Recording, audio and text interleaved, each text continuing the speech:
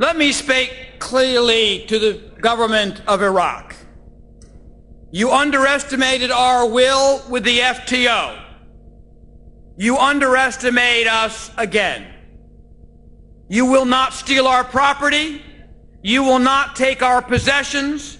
You will not bankrupt our people. We will not forget. We will not go away. We will get fair justice for this property. Because the UN and the U.S., to a degree as well, have not fairly enforced conditions in Liberty, the residents of Liberty are spending money on things they shouldn't have to spend money on. They have to buy fuel from Kuwait that's several times more expensive. They have to put out $2.5 million to ensure that the water system works. There are so many things that cost money that they have to finance their just living conditions, they have to be able to sell the property that remains at Ashraf. That's simple and just and fair.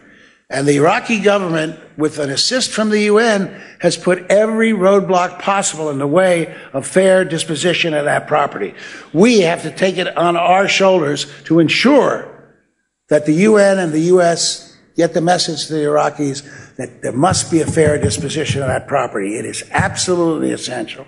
In fact, just yesterday, there were over 30 communications between Martin Kobler and the person trying to resolve the settlement of the personal property of the people of Ashraf. Imagine a member of the United Nations getting in the middle of a business transaction between the people of Ashraf and a business agent who's trying to resolve the settlement of their personal assets, and only to be obstructed by the UN Commissioner. Martin Kobler, you must step down as the UN Commissioner. We have to remember the people who put their lives most at risk, some of whom have lost their lives, to make even what we've achieved possible. And that's the people originally in Ashraf and now at Liberty. First of all, without delay, Liberty should be designated a refugee camp by the United Nations now, not later. Today, it should be done. It should have been done before. It should be done now.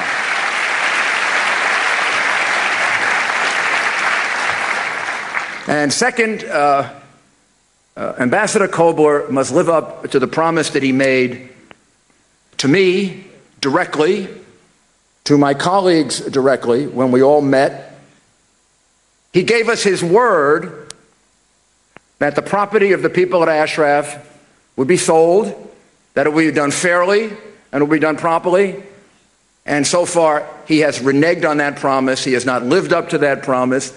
And we are going to continue to dog him until he does. You don't get away with breaking promises, not to us. We will make sure that he keeps that promise. It's time for them to act. And I say to Ambassador Kobler, who've many conversations with many of us, you told me on several occasions, Mr. Ambassador, that the biggest obstacle to you doing your work, to fulfilling the commitment you made to the residents and your mission as a representative of the United Nations, the largest, most single important obstacle was the delisting of the MEK. Ambassador Kobler, they've been delisted. It's time for you to do your job. Help them sell their property, designate the camp as a refugee camp. Let me just say that the most urgent issue is to deal finally with Ashraf and Liberty. The performance of the United Nations over these past few years and continuing today remains utterly unacceptable. The UN has done itself grave damage by allowing Martin Kobler to supplant the work of the UN High Commissioner for Refugees. This is damage to the High Commissioner that will reverberate through the years. The whole point of the High Commissioner is to be separate from national concerns, to take out of domestic politics refugee issues, to process refugees to the country of final asylum quickly. And the interposition of Martin Kobler has prevented that. That's why I think the Secretary General, who oversees the entire UN system, needs to take this in hand, and the sooner the better. This horrible designation wasn't removed gradually. Oh, it took a lot of effort. And it took the death of some of the people in Ashraf. And it took the persistence of Mrs. Rajavi and the persistence of the people on this stage and your persistence. But it didn't happen gradually. When it happened, the listing was there one day and it was gone the next day. But there is another, more immediate challenge that we can tackle right away, and that is to ensure that your friends and relatives still at camps Ashraf and Liberty are protected while they remain inside Iraq. This means that the United States needs to use its leverage with Iraq to ensure that the residents of Liberty have firm guarantees for their safety and security. Any harm to the residents of Camp Liberty would tarnish and dishonor America's reputation. It would also tarnish and dishonor the UN's reputation.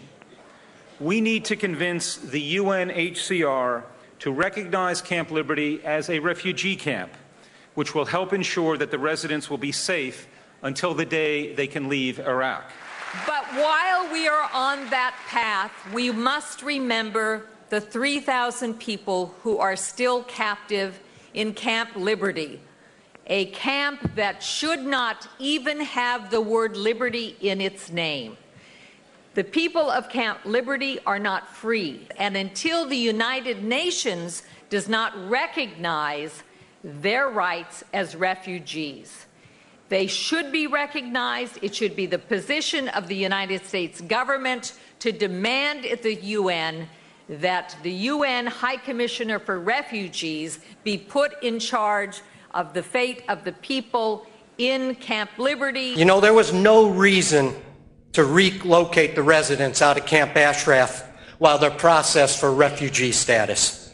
But Martin Kobler, I contacted him by email, called him by phone, and sent him correspondence, never responded. He gave the mullah regime legitimacy in pulling out and closing Camp Ashraf to allow the Iraqis to pilfer, vandalize, and loot that place. The residents peaceably complied with every request. And what did they get in return? Yet Martin Kobler watches knowingly, without so much as speaking up, as the agreements he helped make to do the relocation are disregarded by the Iraqis. And the residents are systematically stripped of their property, but never their dignity. Just as the U.S. must honor those agreements, so must the United Nations. To date, the United Nations have handled the situation at Ashraf and Liberty no better than the United Nations handled the situation in Rwanda.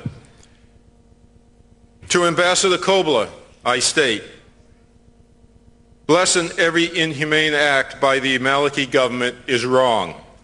Presenting liberty as a humane environment while covering up the true conditions is despicable. Sitting idle while agreements are ignored is unforgivable. Our combined effort now is to ensure the U.S. and the UN keep the pressure on Iraq to protect the people in Liberty and Ashraf. They must have the ability to sell their property, to fund their lives as they exist in Iraq until they can be moved or relocated to other countries. Iraq and the UN must recognize Liberty as a refugee camp, not a prison. The use of that label has enabled Iraq to believe that it has license because these are not normal human beings. They have no rights. There are no legal obligations to them under international law. They can shoot at them at will. And if a government allows such individuals and organizations to be labeled without warrant as foreign terrorist organizations, then in the words of U.S. law, that is facilitation of the consequences that occurred. We have been, all during these months, we have been witnessing how Ambassador Kobler has handled the situation. Et son rôle, évidemment, est celui de protéger les réfugiés d'Ashraf. C'est son rôle. Son rôle à lui est d'être un garant de la sécurité et de la vie des habitants d'Ashraf qui, en ce moment, se trouvent en déportation, et je crois que le mot est parfaitement utilisé, en déportation vers le camp Liberty. Nous sommes des dizaines de parlementaires, députés, sénateurs, de toutes les sensibilités politiques, comme nos amis américains. Nous défendons le droit international. C'est d'ailleurs cela qui me fait me joindre aux propos de Tom Ridge sur l'exigence aujourd'hui d'obtenir du HCR et de l'ONU ce statut de réfugié pour nos amis d'Ashraf aujourd'hui à Liberty. Pour deux raisons. Ashraf a toujours été un symbole. Nous avions été un certain nombre, je n'avais pas pu l'être moi-même, mais un certain nombre de Valdoisiens s'y étaient rendus. C'était le symbole de la résistance face à un régime totalitaire. Ils ont droit à notre reconnaissance, ils ont droit à notre soutien et à notre aide. C'est leur garantir droit et protection en Irak. Et je crois que le gouvernement irakien, qui doit savoir d'où il vient, qui doit savoir qui s'est engagé, qui l'a aidé, doit, sauf à avoir la mémoire courte et à nous inquiéter pour l'avenir, s'engager aussi dans cette reconnaissance. وأذكر أيضا بمطالبي في الاتحاد الأوروبي أنا وزميلي النائب أشرف الشبراوي بألا نغفل عن الإخوة في كامب ليبرتي أو كما أسميه أنا سجن ليبرتي بأن نجعل المخيم مخيما للاجئين تحت إشراف الأمم المتحدة ولا ننسى أيها المجاهدون من اضطهاد وقمع وإبعاد لم يمنعكم هذا من التضامن مع إخوانكم في سوريا المكلومة ودعمكم لثورة شعبنا في سوريا